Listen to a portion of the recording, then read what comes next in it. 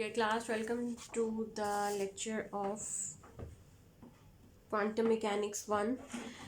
आज हम Schrodinger wave equation जैसा कि हम कंटिन्यूसली पढ़ रहे हैं, उसकी कुछ एप्लीकेशंस भी साथ साथ कर रहे हैं। तो आज एक छोटी सी एप्लीकेशन थी कि how to find the current density J by using Schrodinger wave equation.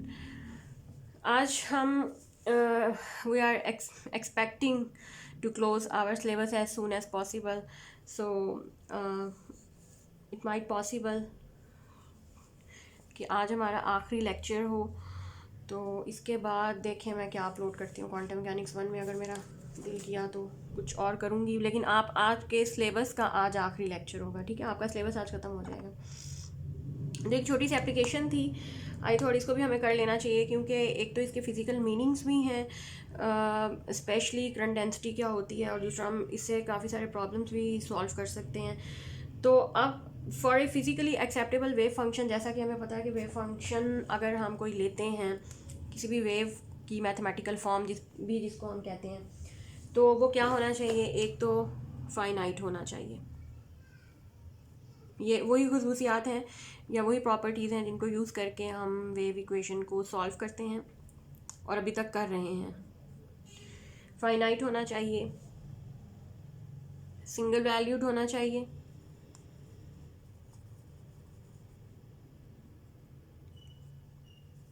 Continuous होना चाहिए, फंक्शन भी और इसके डेरिवेटिव भी, derivative too continuous on the boundaries.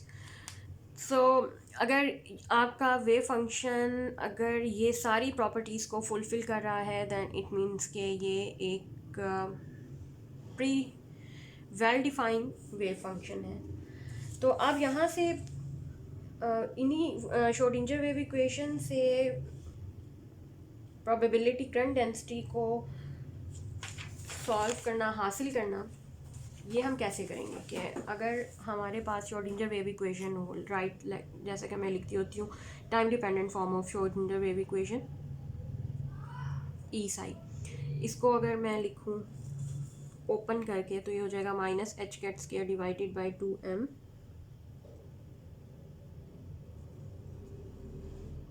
Del square psi plus V psi is equal to ई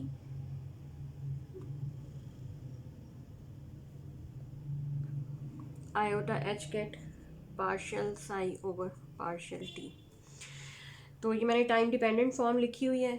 दोनों तरफ अब मैं कॉम्प्लेक्स कॉन्जुगेट लेती हूँ बाय टेकिंग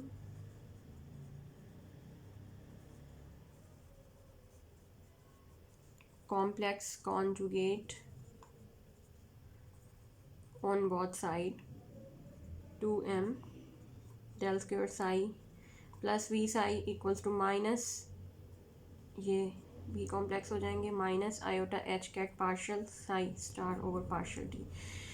दोनों ये इस इक्वेशन का मैंने कॉम्प्लेक्स कॉन्जुगेट लिया है। इसके बाद आपने क्या करना है, अगर मैं इसको इक्वेशन 1 कर दूँ, इसको इक्वेशन 2 कर दूँ, अब आपने ये करना है multiplying equation 1 by psi star and equation 2 by psi and then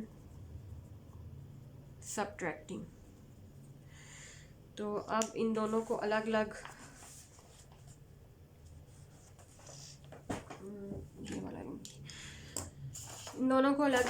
multiply करते हैं। इक्वेशन 1 को मल्टीप्लाई करते हैं साई स्टार से, minus h cut square divided by 2m del square, यहाँ पे साई स्टार आ जाना चाहिए, plus V psi star psi iota h cut psi star partial psi over partial t. Similarly एक और इक्वेशन आपके पास, इक्वेशन 2 को जब मल्टीप्लाई करेंगे साई से, माइनस एच कैट से डिवाइडेड बाई 2m, तो ये आपके पास आ जाएगा psi del square psi star plus V psi star minus iota h cut psi partial psi star over partial t. Let's suppose this is equation number 3 and this is 4। अब आपने क्या करना है कि इक्वेशन 4 माइनस 3 कर लें, इन दोनों को आपस में सबट्रैक्ट करना है। तो अब मैं ऊपर वाली इक्वेशंस मिटा देती हूँ क्योंकि हमें नहीं चाहिए, और मैं इन दोनों इक्वेशन को सबट्रैक्ट करती हूँ।